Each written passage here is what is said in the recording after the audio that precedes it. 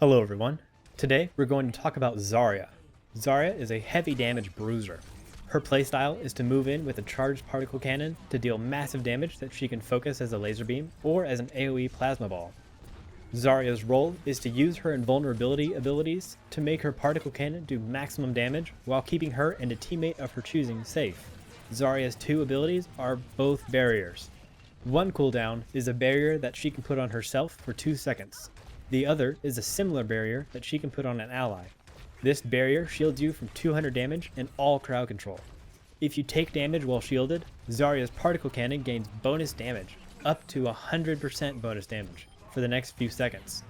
This is when Zarya is scary. She can rip through targets with her laser beam or knock enemies around with her plasma ball. Her primary fire has a medium range, while her AoE alt fire can be lobbed at faraway targets. The charge can be built up from both barriers, so try to stagger when you shield you and your allies. Your goal is to stay fully charged as much as possible. Your personal barrier is on a 10-second cooldown, while the ally barrier is on an 8-second cooldown, so always keep on the lookout for teammates that might be getting flanked or pushing ahead of you. Because Zarya's defensive abilities can be staggered constantly, she is a great tank on both attack and defense. When you're attacking, your AoE poke can wear down defenses very well. If you get caught out before you're ready to push, you can easily shield and back up. Same thing goes if your teammates begin to step too far ahead. Shielding an ally Reaper or Genji can help him start his own killing spree so that your team can move forward and you didn't even have to break a sweat. When capturing a point, keep you and your healer shielded, and you should have enough bonus energy to rip through the enemy team while you get solid heals. This same strategy works for King of the Hill. It can be crucial in case an enemy tries to ult. Being able to nullify a Reinhardt ult or McCree ult for you and a teammate is amazing and can stop a complete turnaround. On payload, focus more on yourself and your harassment teammates.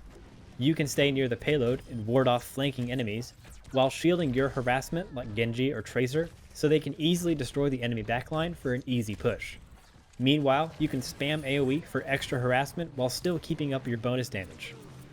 When defending, Zarya becomes more reactive with her shield, and it's harder to keep up her energy. You're trying to constantly keep your team alive, even though you can't tank for very long in between barrier cooldowns.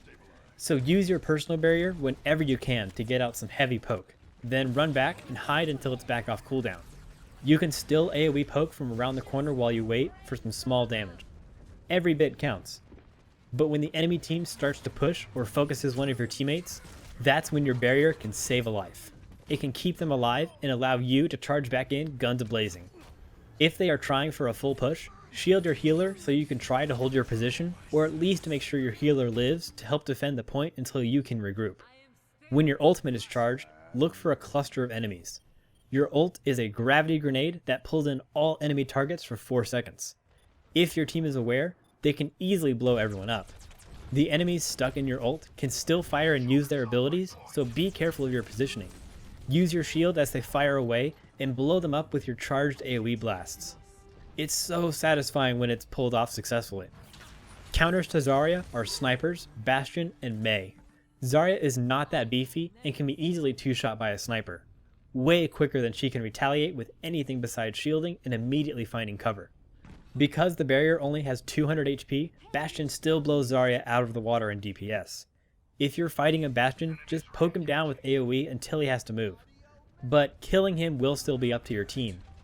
Mei's freeze gun can go on way longer than Zarya's barrier duration and doesn't do enough damage to fully charge her cannon to burst Mei down, so you will get frozen and eventually die. Zarya directly counters hard up-close burst damage like Roadhog, McCree, Reaper, and Genji. Anything that instantly charges her laser before she starts taking damage and isn't Bastion is going down. And since her barrier blocks crowd control, McCree and Roadhog's combo will only fail to stun her and charge her ult so she can blow them up. Zarya also counters D.Va because her particle cannon's laser is not absorbed by D.Va's defense matrix. If you're up close and personal, her guns will charge your laser and you can rip her robot apart with one clip. Then just finish off her human form with your primary or alt fire, whichever is easiest. If you have a Zarya on your team, make sure the enemy backline is not a problem for her. Having someone to flank the enemy team like Reaper or Genji can get rid of her problems, and she can shield you and make your job easier as well. A sniper can also do the job and even help Zarya work down the front line. Any support is good for Zarya, so just make sure you have one. Zarya is there to protect you and tear apart enemies where she can. That's it for Zarya. I hope this helps you decide when to pick Zarya or how to help a Zarya on your team. And I hope you enjoyed this video. Please subscribe for updates on future hero tips and share this with your friends or anyone you think might be interested. Thank you for watching, and I'll see you next time.